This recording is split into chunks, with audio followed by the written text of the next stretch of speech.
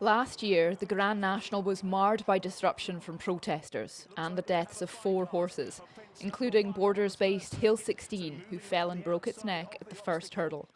At the time, his trainer vocally blamed protesters for disrupting the day, and still does.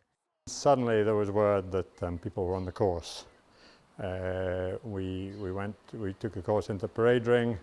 Then we had to come out the parade ring because we told the race was off, and then suddenly we were back in the parade ring, and everything just got very rushed and everybody got very uptight, and suddenly the race started much sooner than anybody had anticipated because of the hold-up, and what happened at the first fence is, everybody knows. The race is known for its speed, but new changes are deliberately slowing it down. It will start earlier at 4 o'clock when the ground is less firm, and fewer horses will race, 34 instead of 40 compared to last year.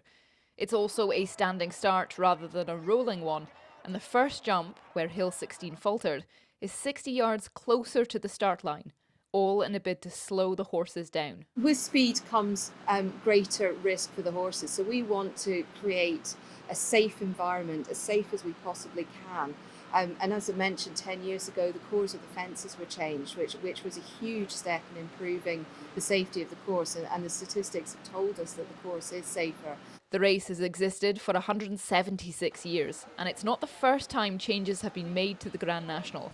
And while some feel these are eating away at its identity, not all agree. The race has gone, from about 1998 when there was huge changes, and I think again in 2012, the race is completely different, and you will never be able to take all the risk out of it. Everybody knows that. Animal Rising says they have no intention of attending this year's Grand National. In a statement they say, last year, the British public saw through the myths of the horse racing industry as the spotlight was put on the Grand National. We all want to see these horses living happy lives in sanctuaries, not being raced, just as we need to see mass rewilding and a plant-based food system to really tackle our climate and nature crises. The new safety measures do prioritise the safety of the horses and the jockeys, but no race is risk-free. Look at rugby union, where the changes are going with the head injuries. We have to adapt and change, and I've already said, we are making this race as safe as possible, but there will always be risk. You can't make it 100% safe. You can't make anything in life 100% safe.